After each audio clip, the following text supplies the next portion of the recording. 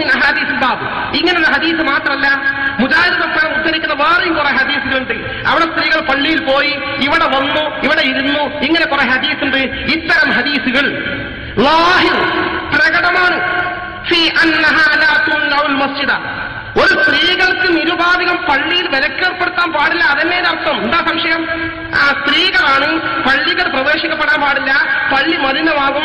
എടാ, ഒരു പെണ്ണ് സ്ത്രീ പള്ളി പ്രവേശിച്ചിട്ടുണ്ട് തന്നെ, ഒരു ബക്കറ്റ് വെള്ളം കൊടുത്താൽ മുക്കിരിക്കാം, ഇവിടെ കഴുകണല്ലോ, അശ്വിൽ അവിടെ നജസായല്ലോ, മലിനമായല്ലോ.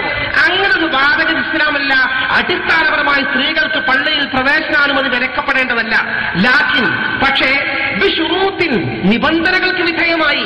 ആ നിബന്ധനകൾ സ്വഹാബത്തും താബിഈകളും സ്വയം ഉണ്ടാക്കിയതല്ല. ദക്കറഹൽ ഉലമ, അത് പണ്ഡിതന്മാർ എണ്ണി പറഞ്ഞതാ. അവർ സ്വന്തം വകയല്ല. മഅ്സൂറത്തുൻ മിനൽ അഹാദീസ്, ഒരു ഹദീസ് മാത്രം എടുത്താൽ പോരാ, ഓരോ ഹദീസിലും വിശദമായി പരിശോധിച്ച് സ്വഹാബത്തും താബിഈകളും ഹദീസിൽ നിന്നാണ് ആ ഉപാധികൾ മുഴുവൻ കണ്ടെത്തിയത്. ആ ഉപാധികളൊക്കെ പാലിക്കപ്പെടുകയാണെങ്കിൽ സ്ത്രീ പള്ളി പോകൽ നിരുപാധികം ഹറാമെന്ന് പറയാൻ പറ്റില്ല, പോകുന്നത് മെച്ചല്ലാതെ പറയാൻ പറ്റൂ. ഈ ഷർത്തുകൾ പാലിക്കാൻ കഴിയോ ഇല്ല എന്നുള്ളതാണ് പ്രശ്നം എന്ന് പറഞ്ഞുകൊണ്ട് റസൂലുള്ളാഹി പഠിപ്പിച്ച ഹദീസ് സ്വഹാബത്തും താബിഈകളും കൈമാറുന്ന ആ ഷർത്തുകൾ ഇതാ വ്യക്തമായി പറയുന്നു. ഒന്നാമത്തെ ഷർത്ത് എന്താണ് പറയുന്നത്? അല്ലാ തകുന മുതതയ്യിബ.